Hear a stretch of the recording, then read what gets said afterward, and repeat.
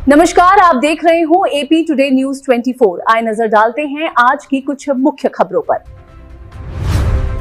T state company के कर्मचारियों पर गरीब परिवारों को परेशान करने, झूठे मुकदमे दर्ज कराने और मारपीट करवाने के गंभीर आरोप लगे।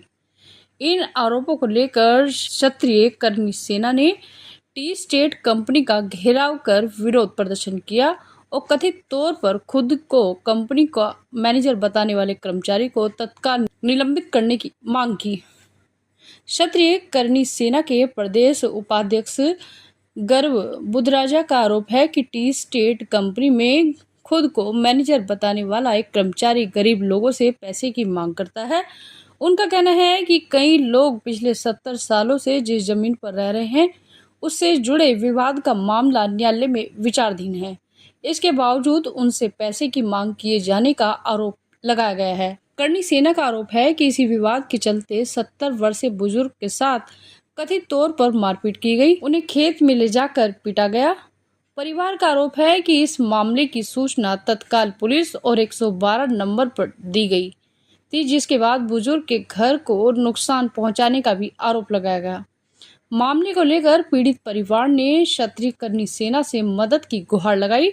दोनों पक्षों को थाने बुलाया गया, जहां पुलिस की मौजूदगी में मामले को शांत कराने का प्रयास किया गया। कर्मी सेना का आरोप है कि उस दौरान कंपनी के कर्मचारियों द्वारा हुए नुकसान की भरपाई का आश्वासन दिया गया था, लेकिन अभी तक कोई मदद नहीं मिली। कर्मी सेना के मुताबिक इस मामले में एसएसपी कार्यालय में भी शिकायत दी गई थी। संगठन का यह भी आरोप है कि बाद में कर्मी सेना के पदाधिकारियों और उनकी टीम के खिलाफ भी मारपीट का मुकदमा दर्ज कराया गया, जिसे संगठन ने झूठा बताया। इन्हीं आरोपों को लेकर क्षत्रिय कर्मी सेना ने टी स्टेट कंपनी का घेराव कर दोषी कर्मचारियों के खिलाफ कार्रवाई, कथित मैनेजर को तत्काल निलंबन करने और बुजुर्ग से मारपीट के आरोपों पर कानूनी कार्रवाई की मांग की है। कर्णी सेना के प्रदेश अध्यक्ष राहुल वर्मा ने कहा कि यदि मामले में जल्द कार्रवाई नहीं हुई तो संगठन पूरे प्रदेश में आंदोलन करेगा। कैमरामैन प्रेमचंद के साथ अजय पंत की रिपोर्ट। हम लोग अभी प्रेमनगर में दशहरा ग्राउंड स्थित कर्णी सेना के जो राष्ट्रीय सचिव हैं उनके घर पे आए हैं और हमारे साथ शुभम जी हैं। आज राष्ट्रीय जो कर्णी सेना है उसके द्वारा टी स्टेट पे एक प्रोटेस्ट का आयोजन किया गया था और प्रोटेस्ट में आसपास के काफी गांव वाले और काफी लोगों ने काफी सहयोग किया। तो इस विषय पे हम शुभम जी के साथ बात करते हैं कि शुभम जी की मुख्य मांगे क्या रही या कर्णी सेना के द्वारा ऐसे क्या कारण रहे कि उन्हें टी स्टेट के ऑफिस पे यहाँ पर एक विशाल जो ये धरने का आयोजन करना पड़ा। पहले तो आपका बहुत बहुत स्वागत।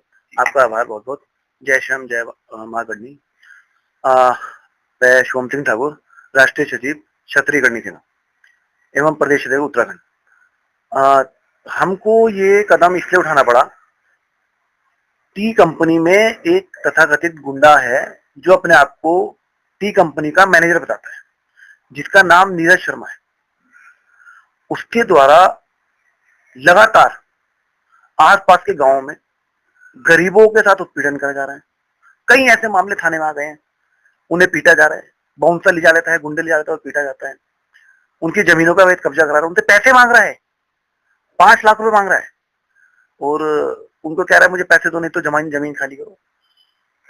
मेरा मानना यह है कि हिंदुस्तान फिलहाल तो संविधान से ही चल रहा है और चलना भी चाहिए। अगर आपको लगता है कि टी स्टेट की कोई जमीन है और वहां पर कोई 70-80 सालों से रह रहा है तो आप माननीय न्यायालय हैं उनके उसमें जाइए, आप उसके माध्यम से बात करिए, खाली कराइए या जो मर्जी करिए, लेकिन संविधान के माध्यम से।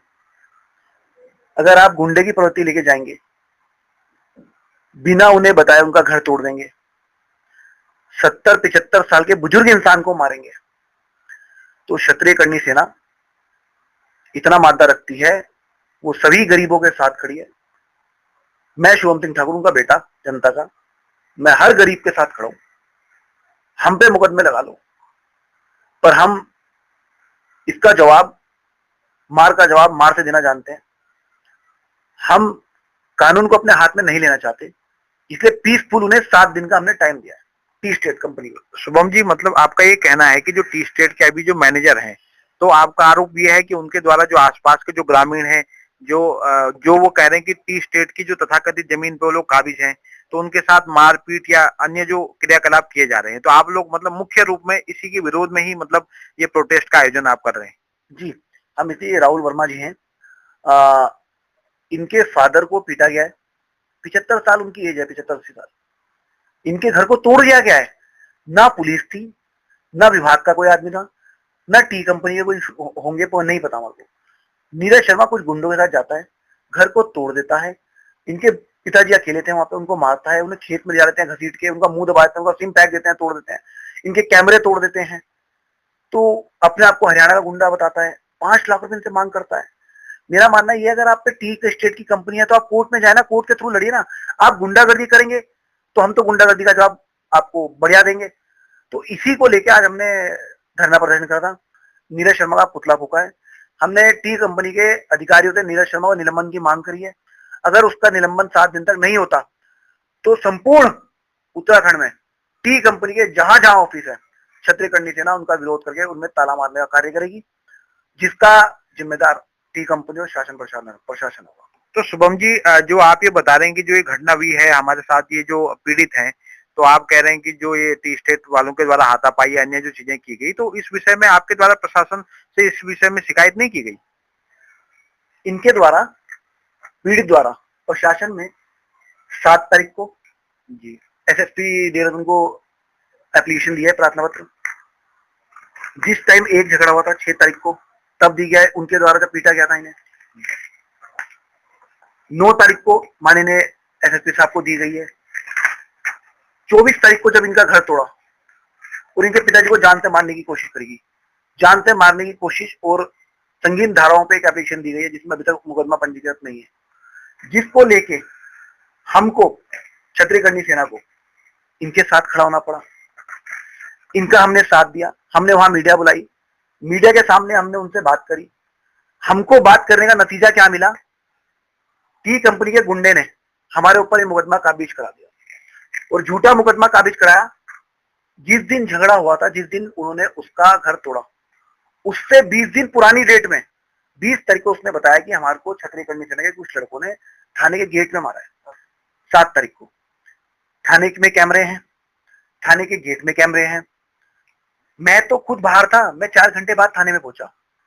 मैं मीडिया से, मेरी बाइट है, मीडिया का लाइव टेलीकास्ट होता है, उसमें डेट है, उसमें समय है, उसमें बाइट है। जब मीडिया थाने के अंदर है, पुलिस थाने के अंदर है, सामने बात चल रही है, तो उसको कब मारा गया?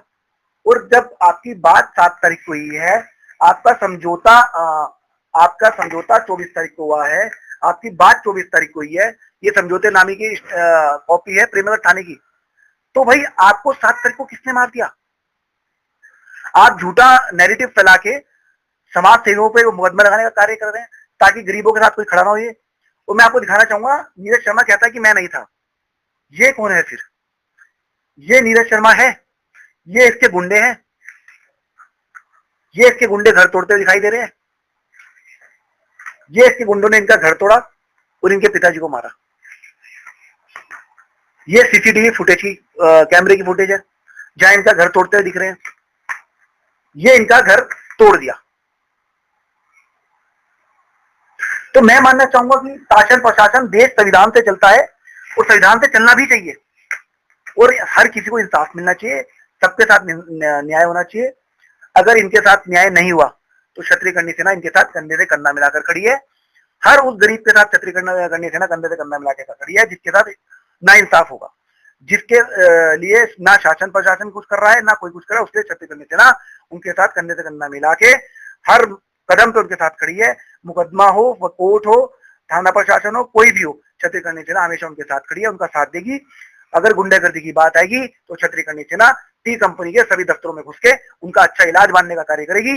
और मैं आपको एक दावे के साथ बोलना चाहता हूँ, 7 दिन के अंदर अगर नीरज शर्मा को निलंबित नहीं किया गया तो संपूर्ण उत्तराखंड में करनी सेना उग्र आंदोलन करेगी और टी कंपनी के हर ऑफिस में घुसने का कार्य करेगी। हमारा भी अपने चैनल के माध्यम से शासन से यही अनुरोध है कि कृपया इन समस्याओं पे ध्यान दिया जाए और इन समस्याओं का जल्द से जल्द कोई समाधान निकाला जाए। शुभम जी, हमारे चैनल के साथ बात करने के लिए आपका बहुत बहुत धन्यवाद।